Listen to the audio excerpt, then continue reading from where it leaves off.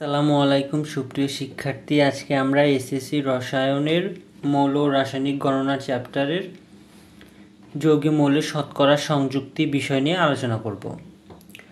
কোনো যৌগে 100 গ্রামের ভিতর কোনো মৌল কত গ্রাম থাকে তাকে ওই মৌলের শতকরা সংযুতি বলে। অর্থাৎ একটি যৌগের 100 গ্রামের ভিতরে কোন পরমাণু বা কোন মৌল কী পরিমাণে আছে সেটি নির্ণয় করাই হলো তার শতকরা সংযুতি। উদাহরণ দ্বারাই স্পষ্ট হবে। যেমন কার্বন ডাইঅক্সাইড যৌগে কার্বন ও অক্সিজেনের শতকরা সংযুতি নির্ণয় করতে বলা হয়েছে। কার্বন ডাইঅক্সাইডের আণবিক ভর কার্বনের হচ্ছে 12 এবং অক্সিজেনের আণবিক ভর 16, যেহেতু অক্সিজেন আছে 2টি, 16কে 2 দ্বারা গুণন করা হয়েছে এবং এটি হচ্ছে 44 গ্রাম। একইভাবে যদি এক্ষেত্রে পানির কথা বলা হতো তাহলে পানির আণবিক ভর বের হয়ে আসতো। অ্যামোনিয়ার কথা বলা হলে অ্যামোনিয়ার আণবিক ভর বের করতে হবে। যে যৌগ থাকবে সেই যৌগের আণবিক ভর বের করব। এরপর মৌলের শতকরা সংযুক্তি, অর্থাৎ যে মৌলটির আমরা ওই যৌগে যে মৌলের সংযুক্তি বের করব সেই মৌলের পারমাণবিক ভর, তার পারমাণবিক সংখ্যা, অর্থাৎ ওই অণুতে কয়টি পরমাণু আছে সেই সংখ্যা গুণন 100% ডিভাইডেড যৌগের আণবিক ভর। যেমন এখানে কার্বন ডাইঅক্সাইড যৌগে কার্বন পরমাণু শতকরা সংযুক্তি কার্বন আছে একটি, কার্বনের ভর কত? পারমাণবিক ভর 12, কার্বন আছে একটি, 1 গুণন 100%, আর কার্বন ডাইঅক্সাইড যৌগের আণবিক ভর কত? 44। ক্যালকুলেশন করলে 27.27%। অক্সিজেন পরমাণুর শতকরা সংযুক্তি, অক্সিজেনের ভর হচ্ছে 16, অক্সিজেন আছে কয়টি? 2টি, 2 দ্বারা গুণন 100% ডিভাইডেড 40। যদি পানির কথা বলা হতো সেই ক্ষেত্রে এখানে পানির ভর 18 আসতো এবং পানিতেও অক্সিজেন থাকতো একটি, সেই ক্ষেত্রে 2 এর জায়গায় 1 হতো। আর এখানে হাইড্রোজেন আসতো, তখন হাইড্রোজেনের এখানে ভর হতো 1, হাইড্রোজেন পরমাণু আছে পানিতে আছে 2টি, এখানে 2 হতো আর নিচে হতো কি 18। স্থূল সংকেত, যে সংকেত দিয়ে অণুতে উপস্থিত পরমাণুগুলোর অনুপাত প্রকাশ করা হয় তাকে স্থূল সংকেত বলে। যেমন গ্লুকোজের আণবিক সংকেত C6H12O6। এখন পরমাণুগুলোর অনুপাত carbon is to hydrogen is to oxygen সমান কত? যেহেতু এখানে কমন আছে 6, সুতরাং সবগুলোকে 6 দ্বারা ভাগ করে দিতে হবে। ভাগ করে দিলে কি 1:2:1, এটি হচ্ছে কি এদের অনুপাত। সুতরাং গ্লুকোজের স্থূল সংকেত হবে, কার্বনের অনুপাতে আসছে কত? 1, কার্বনের অন দেওয়ার দরকার নেই, শুধু সি লিখলেই হবে। 2 আছে H2, অক্সিজেনের জায়গায় 1 দেওয়ার দরকার নেই, অক্সিজেন। শতকরা সংযুক্তি থেকে যৌগের স্থূল সংকেত নির্ণয়। এখন তোমাকে একটি যৌগ দিয়ে যৌগের শতকরা সংযুক্তিগুলো উল্লেখ করে দিতে পারে, সেক্ষেত্রে তো তুমি সহজেই বের করতে পারো। কিন্তু তোমাকে যদি এরকম দেয় 3 গ্রাম কার্বন পরমাণু এবং 8 গ্রাম অক্সিজেন পরমাণু মিলে যৌগ গঠন করে, কি যৌগ গঠন করে সেটা বলা হয়নি, শুধু বলা হয়েছে 3 গ্রাম কার্বন পরমাণু ও 8 গ্রাম অক্সিজেন পরমাণু মিলে যৌগ গঠন করে, যৌগের স্থূল সংকেত বের করো। স্থূল সংকেত বের করার আগে আমরা কি শিখেছি? সর্বপ্রথম আমাদেরকে তার কি যৌগটিতে কার্বন ও অক্সিজেনের কি বের করতে হবে? শতকরা সংযুতি। এরকম যে কোনো মৌলের পরিমাণ দিয়ে যদি বলা হয় যৌগ গঠন করে, ফার্স্টে আমাদের ওই মৌলের শতকরা সংযুতি বের করতে হবে। এবং তার জন্য আমরা কি, যেহেতু 3 গ্রাম কার্বন ও 8 গ্রাম অক্সিজেন মিলে যৌগ তৈরি হয়েছে, সুতরাং যৌগের ভর হবে কত? 3 + 8 = 11 গ্রাম। কার্বনের শতকরা পরিমাণ, এখানে 11-র ভিতর কার্বন আছে কত? 3 গ্রাম, 100-তে কত? 100 দ্বারা গুণন করলেই পাওয়া যাবে 27.27%। একইভাবে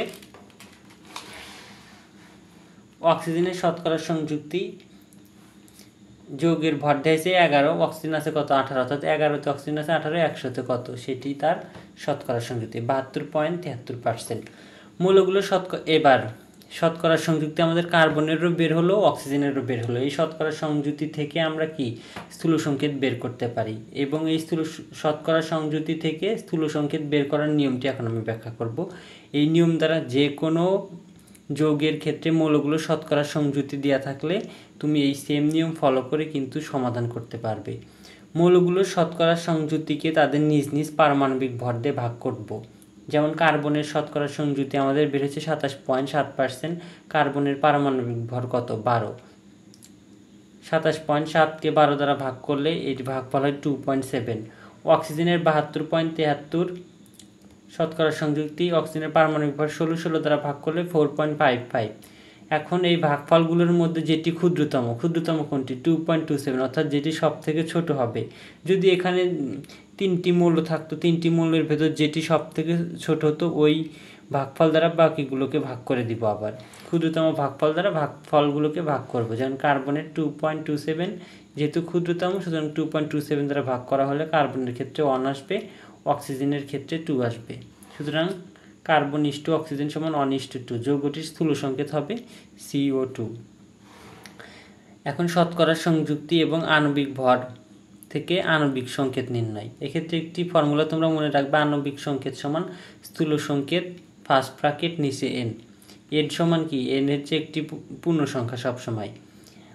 n হচ্ছে আণবিক ভর ডিভাইডেড স্থূল সংকেতের ভর, অর্থাৎ যে স্থূল সংকেত বের হবে তার ভর আমরা কি করব, আণবিক ভর দেওয়া থাকবে সবসময়, ওই আণবিক ভরকে স্থূল সংকেতের ভর দ্বারা ভাগ করলেই n এর মান পেয়ে যাব, এবং n এর মান স্থূল সংকেতে বসালেই কি আণবিক সংকেত পাওয়া যাবে।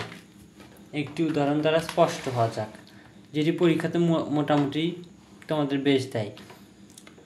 কোনো যৌগের আণবিক ভর 78 এবং কার্বন ও হাইড্রোজেনের শতকরা পরিমাণ যথাক্রমে 92.31% এবং 7.69%, অর্থাৎ কার্বনের শতকরা সংযুক্তি হচ্ছে 92.31 ও হাইড্রোজেনের 7.69%। এই ক্ষেত্রে যদি শুধু কার্বনটা দেওয়া থাকতো, হাইড্রোজেনের শতকরা সংযুক্তি যদি দেওয়া না থাকতো, তাহলে 100-এর ভিতর থেকে কার্বনের শতকরা সংযুক্তি যদি আমরা বিয়োগ দিই তাহলে হাইড্রোজেনেরটা পেয়ে যেতাম। অর্থাৎ এটি দেওয়া না থাকলেও কিন্তু তোমরা সমাধান করতে পারবে।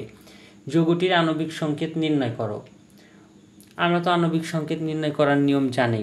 আণবিক সংকেত নির্ণয় করতে হলে ফার্স্টে আমাদের কি করতে হবে, স্থূল সংকেত নির্ণয় করতে হবে। স্থূল সংকেত কিভাবে নির্ণয় করতে হয় সেটা আমরা অলরেডি দেখেছি। মৌলগুলোর শতকরা সংযুতিকে তাদের নিজ নিজ পারমাণবিক ভর দিয়ে ভাগ করি। কার্বন, এখানে কার্বন আছে 92.31%, কার্বনের ভর 12 ভাগ করলে 7.69, হাইড্রোজেনের তো 7.69। এখন তো দুইটি সমান, তাহলে কোনটি দ্বারা ভাগ করব? যখন দুইটি ভাগফলই সমান হবে যে কোনো একটি দ্বারা ভাগ করলেই হয়েছে। ক্ষুদ্রতম ভাগফল দ্বারা ভাগফলগুলোকে ভাগ করি। এই ক্ষেত্রে যেহেতু দুইটি সমান, সুতরাং কার্বনও 1 হবে, হাইড্রোজেনও কি 1 হবে। তাহলে যৌগটির স্থূল সংকেত কি? CH। যৌগটির আণবিক সংকেত হবে CH ফার্স্ট ব্র্যাকেট n। এখানে n যৌগটির আণবিক সংকেত ও স্থূল সংকেতের ভর। আণবিক সংকেত দেওয়া আছে 78, আর স্থূল সংকেত কি বের হয়েছে? CH। কার্বনের ভর কত? 12, হাইড্রোজেনের কত? 1। 12 আর 1 যোগ করলে 13, 78কে 13 দ্বারা ভাগ করলে 6, অর্থাৎ যৌগটির আণবিক সংকেত হবে CH। এখানে ফার্স্ট ব্র্যাকেট নিচে 6, যেটি কি গুণন করে দিতে হবে, C6H6। এটি মূলত বেনজিনের সংকেত। এই নিয়মে যে কোনো যৌগের আণবিক ভর দেওয়া থাকলে ও তাদের শতকরা সংযুক্তি দেওয়া থাকলে তুমি কিন্তু স্থূল সংকেত ও আণবিক সংকেত ইজিলি বের করতে পারবে।